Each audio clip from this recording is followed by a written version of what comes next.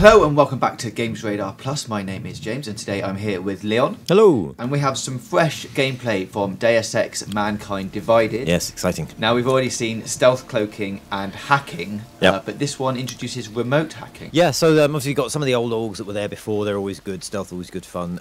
Hacking had the old node sort of thing, but now got remote hacking where you basically can hack cameras from a distance, and so you basically point your magic robot hand at a camera and you can take it over, and obviously that means you don't have to, before you had to get up to a camera, so that gives you more possibilities in the level. You can sort of now extend your influence without having to sort of come out from behind cover, and a lot of the sort of new stuff is kind of progressing what you had before. So in the previous game you had the Icarus fall, which is where you sort of landed gently on the ground in a crackling ball of light.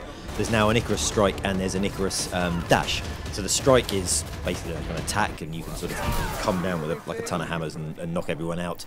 And the dash is basically like kind of Blink from Dishonored. So you can basically, yeah, you look in a direction and you can just sort of dash there really quickly. You can cover ground, like get past sort of cover. But the level's also a lot larger, sort of more verticality, so it's useful for getting up high and getting around. Okay, well this gameplay footage is full of new stuff. Also the nanoblade projectile and bomb is in there as well. Yep, so again this is another extension of, you know, had the nanoblade before and it was a lethal way of basically stabbing people up. You can now fire it, so you have a ranged option there, so you can fire it out and take people away from a distance.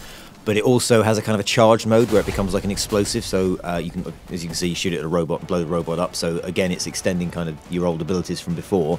One new gun, one completely new ability is the Peps Gun. It's basically like a non-lethal stun blast, basically, and it's in your arm, so your arm kind of unfolds and your hand kind of comes apart, and this sort of big barrel thing pops out, and it's a way of non-lethally dealing with a lot of enemies at once. A lot of the new augmentations are sort of balancing kind of combat and stealth. Before it was kind of, I think it was more sort of stealth focused, and combat felt like a bit of a failure. It didn't feel like the original game had, well, it's the original game, sorry, so Human Revolution, combat almost felt like a bit of a, not a failure, but it was what you sort of fell back on if everything else went pear-shaped.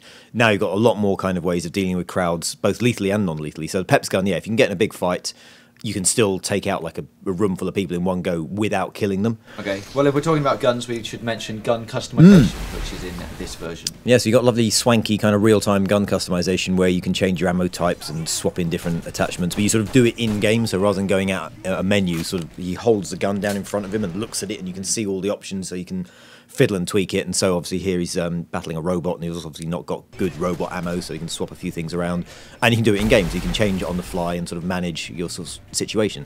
Nice. And our final two things to mention then is Titan Shield and Takedown. Yes, so the Titan Shield is again another kind of combat-based org where it's basically just like an overshield, like a body shield. In third person you see this sort of crystalline kind of faceted sort of effect, and you get that around the borders when you're in first person, but it just basically turns you into a tank, and you can take as much damage as you have sort of energy to deal with. And takedown wise, there's just a lot more takedowns. They're always sort of quite classy, quite sort of swish, beautiful animations, and now obviously you can sort of fire the bolts. You've got different sort of options, so you just got, yeah, lots of different ways of basically making people very violently dead. Okay, well that's a whole bunch of new things from Deus Ex ManKind Divided. If you'd like more info on that, stay tuned to GamesRadar Plus. I can only fight enemies I see.